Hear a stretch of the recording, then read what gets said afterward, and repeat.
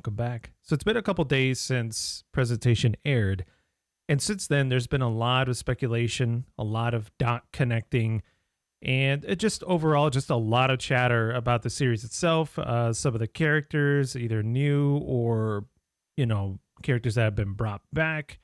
There's just a lot going on. So I wanted to go ahead and make a quick thoughts video. I say quick thoughts because I'm probably going to pack more into this than I usually do with these videos. Let me preface this with the fact that this is all just about speculating and about having fun, and nothing that I say is most likely going to be set in stone. Who knows where things are going to go? It's just a whole lot of fun to bring the community together and, talk about this. I want to hear what all of you have to say. I want to hear what your thoughts are, what your theories are, after you hear mine. All right, so one of the first things that I want to look at is one of the more obvious parts of presentation, which was addressed in the reaction itself. But again, I just wanted to talk about it formally here, and that's the ending of presentation. Now, if you recall back in informational video, the guy that got lost and or was transported ahead in time ran into what looked like a control center or door, like a door that had a keypad on it. It was very clear that through their hesitation, their breathing pattern, that they had never seen it before. And so we are met with the same familiar colors of that room during informational video. We then see them again in presentation. And then at the very end of presentation, we are met with this final sequence here that showcases the same exact character in the same place here, just clearly connecting that that thread from the previous story. So now everything has gone full circle for this particular character, and just in general, just for the story itself. But that's not the only circular thread that's being connected here. We'll talk about something else later, but this is the most obvious one that stands out and is pretty much the most important part of the presentation video. And it's really, really cool. I'm really glad that we were able to see this come through, because you kind of wonder what's going to happen. What are they going to do to this guy? What are they going to say to him?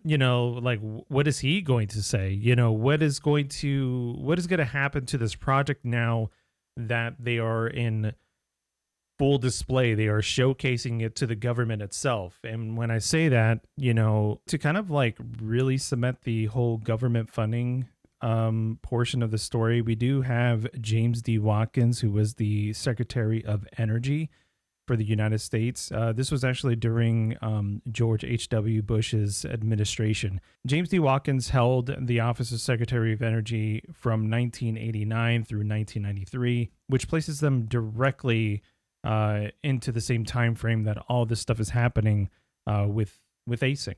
So after watching presentation, I got this feeling like presentation for us really kind of showed loops. It showed gazes into the future.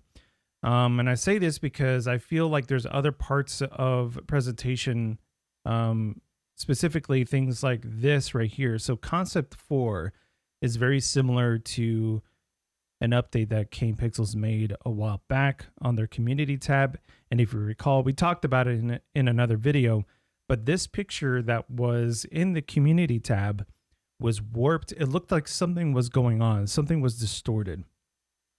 And my thoughts are, what if it's the same thing that we're seeing here, except something is happening right at that moment that that photo was taken, to kind of show us a glimpse in the future. Something's going to happen. And I'm assuming that this right here, concept 4, is within the residential district that they want to put into the back rooms.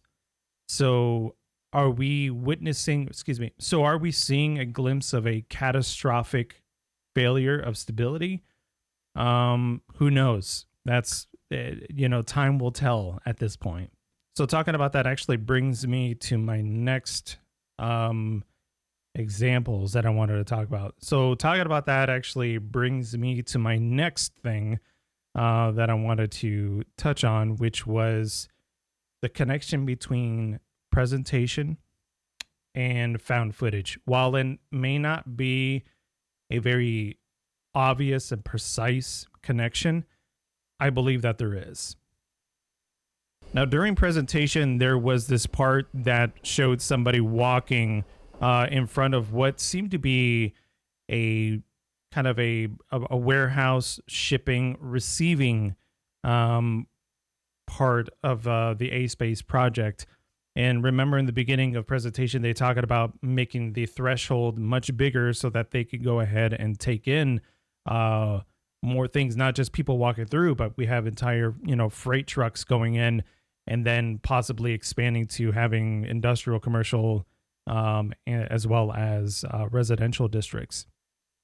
But this particular section here is extremely reminiscent to the section that we saw in found footage, where he walks up to here and you see this cliffside, and if you notice here, it looks exactly the same rails on the top corners of this room to receive, crates and things like that. You also have the same units on the walls that presentation had as well.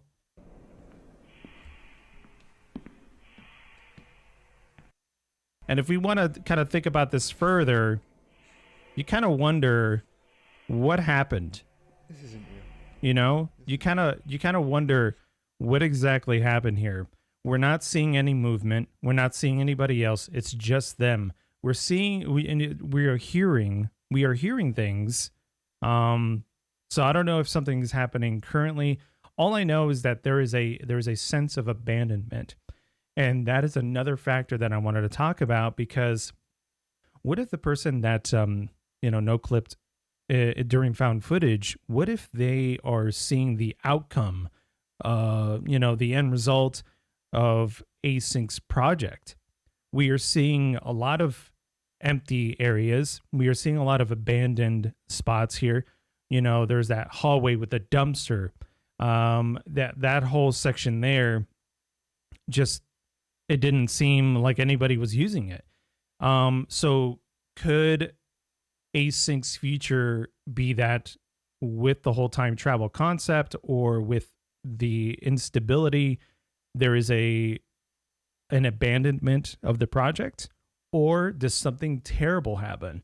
And I kind of go back to that concept photo with the apartment that has that distortion. I kind of wonder, what if that is the catastrophic moment? It could also mean that, during that government funding tour, the guy who, came through from Informational video, maybe that changed everything. Maybe there is a pull out of funding, and maybe Async decides to just scrap the whole thing without really properly mitigating any sort of damages that either they're aware of or not aware of.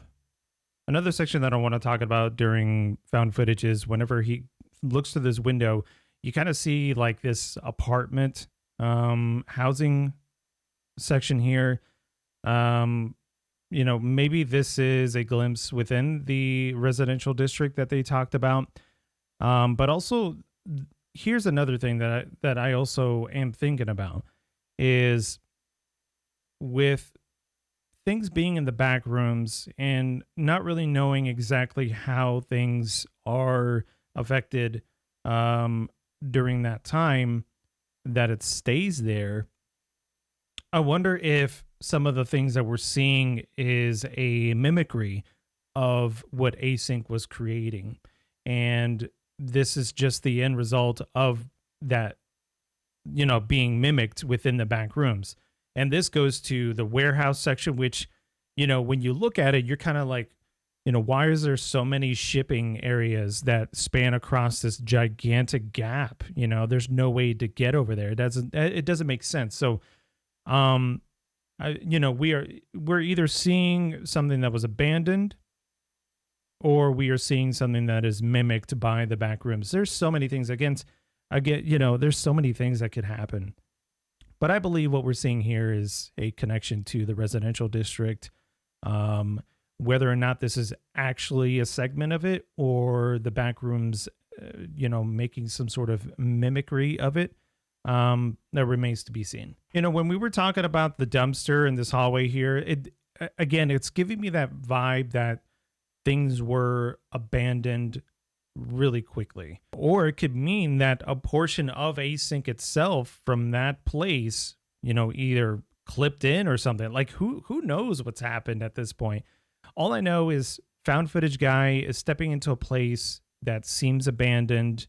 There is telltale signs that Async is here, but or had a presence here. And they may have abandoned. Just the look of having a dumpster. The dumpster is a sign of throwing things away. There's the rope on the floor. There's just so many little bits here and there that get my mind going, and I kind of wonder, what's going to end up happening. This hallway, for example, very reminiscent to the hallways that we've seen in report and in presentation as well. So who knows, at this time, what's going to happen. The more I think about it, the more and more I'm leaning towards, hey, Async abandoned everything and didn't lock the door behind them. They just left it after something happened, and that's it, But the fact still remains is that the door that they opened, that had a global effect, can never be closed again. All right, so in presentation, there was a hidden video in the description. If you click on it, it takes you to a channel called Laura Harris. In this video, we are seeing a small segment of a Simpsons episode titled Bart Gets Hit by a Car. And this episode aired in 1991. Again, it's putting us in the same time frame of, the Backrooms and Async. But one of the things that happens is you end up with this glitch, right? And during this glitch, it shows a Spanish commercial for cough medicine.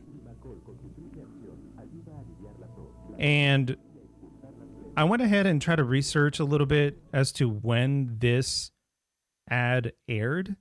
And the only thing that I could find was that this ad aired back in 2000.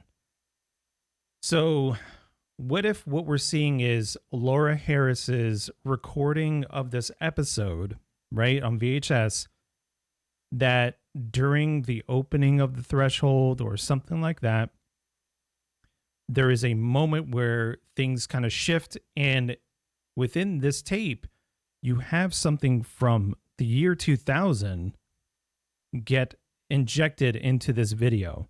Because after this, goes through, it immediately goes back to the episode of The Simpsons. So you're kind of wondering right now, what exactly happened during that moment. Maybe we'll see more things posted in Laura's channel to kind of show us, a more personal, account of something happening instead of just Async POV. Maybe this will be a way for us to see how Async has, impacted the world, outside of what we've seen. So there's a moment during presentation where it's showing the concept photos that there is a flash of text that gets shown. And this one right now, I'm pretty sure a lot of you have already been able to figure out, but it's really cool to talk about. That's all that the point of this video is. But if you take a moment to take this image and kind of like squish it a little bit and then flip it horizontally, you end up with an image that looks like this. And you can immediately read "to deceive the," and what I think we're seeing here is to deceive the federal, and then before that there's a D there, and I really think that it might be the word tried. So tried to deceive the federal government. And if you remember in the beginning of presentation, there was actually an FBI warning about reproducing and sharing that video. So there is some sort of FBI intervention within this particular era. So I don't know, maybe something goes down and somebody tried to deceive the federal government. Who knows at this point, but I think that that's what this says, which is really, really cool. So regarding the subject of time travel within the Backrooms, I wanted to talk about informational video real quick. And this particular segment here where he hears something, and this is what lures him out from the group. You start to hear voices. Yeah.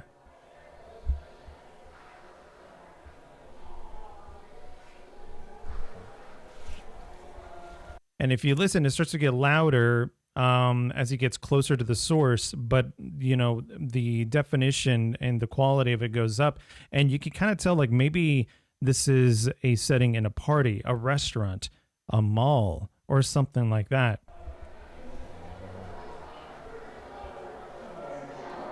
Hey guys, do you hear this? Hey. And then that happens.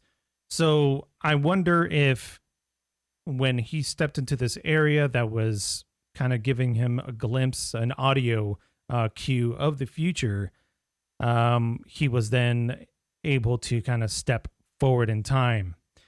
And I don't know, like, honestly, that to me kind of is an omen. I think there is there's this idea in my head that what we were listening to were actually people. And to me, that's a bad sign, because if we were hearing all those voices here, that means that maybe Async was successful in bringing the project into a point in time where they were, you know, maybe debuting it to a group of people. But yeah, I just thought it was a really, really cool thing to kind of hear voices here. And then we see informational video guy get thrown into the future. So the whole idea that these voices were from the future seems to be more and more possible as we progress in the story. All right, well, I think I've thrown enough at you at this point. I'm really excited to see where this series is going to go now that we have all these threads kind of looping through and coming back around and connecting. I love it when people take their stories and they loop it around and connect it to previous portions of the story. Like, that just makes it so much more fun for all of us. But anyway, if you enjoyed the video, please leave a like and subscribe to the channel to catch us next time. Thank you so much for the support. And as always, take care. Peace. I'm out of here.